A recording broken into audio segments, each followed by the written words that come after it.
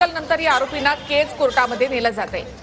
3 आरोपी आहेत तर प्रमुख आरोपी घुले आणि सांगळेला आज पहाटे पुण्यामधून अटक करण्यात आलेली आहे। मात्र त्यांच्यासोबत जो तिसरा आरोपी आहे त्याचं नाव अजून समजू शकलेलं नाही, त्याची ओळख जी आहे ती समजू शकलेली नाही। त्याच्यामुळे आता या 3 आरोपींना थोड्याच वेळात केस कोर्टामध्ये हजर केलं जाणार आहे। यामध्ये कृष्णा आंधळे हा फरार असल्याचं कळतं, तर यामध्ये पुण्यातील बालेवाडी स्टेडियमच्या बाजूला असलेल्या खोलीतून या दोघांना अटक करण्यात आली। मात्र डॉक्टर संभाजी वायबसे याच्या माहितीवरून या दोघांना अटक करण्यात आल्याची देखील माहिती मिळत आहे। तर या 3 आरोपींना थोड्याच वेळामध्ये केस कोर्टामध्ये हजर केलं जाणार आहे। त्यांची वैद्यकीय चाचणी जी आहे ती झालेली आहे। नेकनूरमधून त्यांना केस कोर्टाच्या दिशेने आणण्यात आलं, मात्र त्याच्या अगोदर त्यांची वैद्यकीय चाचणी जी आहे ती पूर्ण झालेली आहे आणि आता 3 आरोपींना थोड्याच वेळामध्ये केस कोर्टामध्ये हजर केलं जाईल। तर 3 आरोपींना थोड्याच वेळात आता कोर्टामध्ये हजर केलं जाईल। पोलिसांकडून त्यांची पोलीस कोठडी मागितली जाणार आहे। तर वैद्यकीय चाचणीनंतर या 3ही आरोपींना आता कोर्टात हजर केलं जातं। हा तिसरा आरोपी नेमका कोण याकडे आपलं देखील लक्ष असेल। या प्रकरणामधील कृष्णा आंधळे अद्यापही फरार असल्याचं कळतं। 2 हत्येमधले ते 2 आरोपी आहेत त्यांना मात्र अटक करण्यात आले, सुदर्शन घुले आणि सुधीर सांगळे। संतोष देशमुख यांच्या हत्येला 26 दिवस झालेले आहेत। 7 आरोपी एकूण होते। 4 आरोपींना अगोदरच अटक झालेली आहे। 3 आरोपी फरार झालेले होते। त्या तिघांमध्ये होता तो म्हणजे सुदर्शन घुले आणि सुधीर सांगळे आणि कृष्णा आंधळे। कृष्णा आंधळे हा फरार झालाय, तर सुदर्शन घुले आणि सुधीर सांगळे या दोघांना आज पहाटे पुण्यामधून बालेवाडीमधून अटक करण्यात आलेली आहे। त्याच्यानंतर त्यांना नेकनूरमध्ये आणण्यात आलं, त्या ठिकाणी त्यांची चौकशी झाली आणि आता त्यांची वैद्यकीय चाचणी झाल्यानंतर आता त्यांना केस कोर्टामध्ये हजर केलं जात आहे। 9 डिसेंबरला संतोष देशमुख यांची हत्या झाली। जवळपास 25-26 दिवसानंतर या आरोपींना अटक करण्यात आली आहे। मात्र या आरोपींना पुण्यामधूनच अटक करण्यात आल्यानंतर याविषयी प्रश्न उपस्थित केले जात आहेत।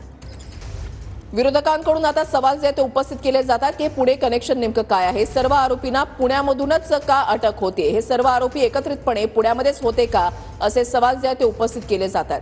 संतोष देशमुख यांचे भाऊ धनंजय देशमुख यांनी सुद्धा हाच प्रश्न उपस्थित केला।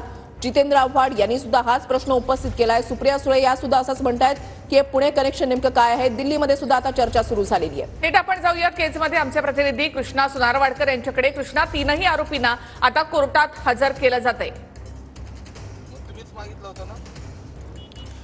निखिल, आपण पाहतो की 3ही आरोपींची वैद्यकीय तपासणी पूर्ण झालेली आहे आणि या 3ही आरोपींना आता थोड्याच वेळामध्ये कोर्टात हजर केलं जाणार आहे। त्यामध्ये सुदर्शन घुले, त्याचबरोबर सुधीर सांगळे आणि तिसरा आरोपी हा सिद्धार्थ सोनावणे नावाचा आहे। त्यानं सुदर्शन घुलेला संतोष देशमुख यांच्या हत्येच्या दिवशी प्रत्येक मोमेंटची माहिती दिलेली होती, असा आरोप त्याच्यावरती आहे। आणि ज्यावेळी या सगळ्या आरोपींचा शोध घेतला जात होता त्यावेळी सिद्धार्थ सोनावणे हा केजमध्येच होता। मात्र काही वेळानंतर त्याला जेव्हा संशय आला की आपल्यापर्यंत पोलीस पोहोचू शकतात, त्यानंतर तो इथून पसार झाला आणि कुठेतरी मुंबई परिसरात जाऊन तो लपलेला होता आणि त्यानंतर सुद्धा त्याला ताब्यात घेऊन त्याच्यावरती अटकेची कारवाई जी आहे ती करण्यात आलेली आहे। एकूण 3 आरोपी आहेत, ज्यामध्ये सुदर्शन घुले, सुधीर सांगळे आणि सिद्धार्थ सोनावणे या तिघांचीही वैद्यकीय तपासणी आता पूर्ण झालेली आहे। आणि हे पथक आता उपजिल्हा रुग्णालय केजमधून त्यांना घेऊन कोर्टाच्या दिशेने जाताना पाहायला मिळतं आहे।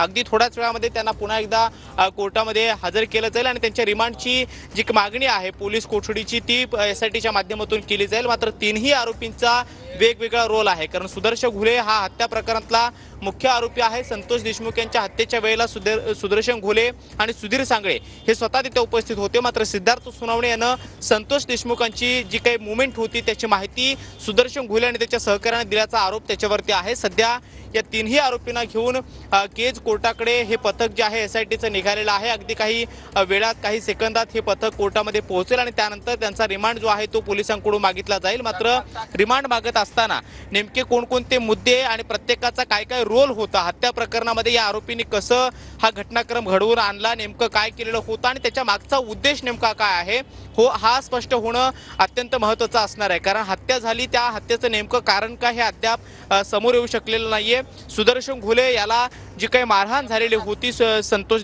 देशमुख यांच्या माध्यमातून किंवा त्यांच्या गावकऱ्यांच्या माध्यमातून, त्याचा राग म्हणून ही हत्या घडवून आलेली आहे की काही वेगळा त्याच्यातून अँगल निघतो, हे देखील पाहणं महत्त्वाचं असणार आहे। अगदी कोर्टाच्या परिसरामध्ये हे पोलिसांचं पथक आरोपींना घेऊन पोहोचलेलं आहे। पहिल्यांदा ते पोलीस ठाण्यात जातात की थेट त्यांना कोर्टात हजर केलं जातं, हे पाहणं महत्त्वाचं असणार आहे। कारण वैद्यकीय तपासणी झाल्यानंतर पोलीस जे आहेत त्या आरोपींना घेऊन कोर्टाच्या परिसरामध्ये पोहोचलेले आहेत आणि आता या आरोपींना पोलीस स्टेशनमध्ये नेण्यात येत आहे। तिथे त्यांच्या अटकेची कागदोपत्री जी काही प्रक्रिया आहे ती पूर्ण केली जाईल आणि त्यानंतर त्यांना कोर्टात हजर केलं जाईल। सध्या केज पोलीस ठाण्याच्या आवारात ह्या ताफा आरोपींना घेऊन पोलिसांचा जाताना आपल्याला पाहायला मिळतो आहे आणि पुढच्या एक तासाभरामध्ये या आरोपींना पुन्हा कोर्टामध्ये हजर केलं जाऊ शकतं। सध्या तरी आपण पाहतोय की वैद्यकीय तपासणी पूर्ण केल्यानंतर केज पोलीस ठाण्यात या आरोपींना आणण्यात आलेलं आहे। इथे त्यांच्या अटकेची कागदोपत्री प्रक्रिया जी आहे ती अत्यंत महत्त्वाची असते आहे आणि कोर्टामध्ये हजर करत असताना ह्या सगळ्या पेपरवर्क जे आहे ते पूर्ण केल्यानंतर आरोपींना कोर्टात हजर केलं जातं आणि सध्या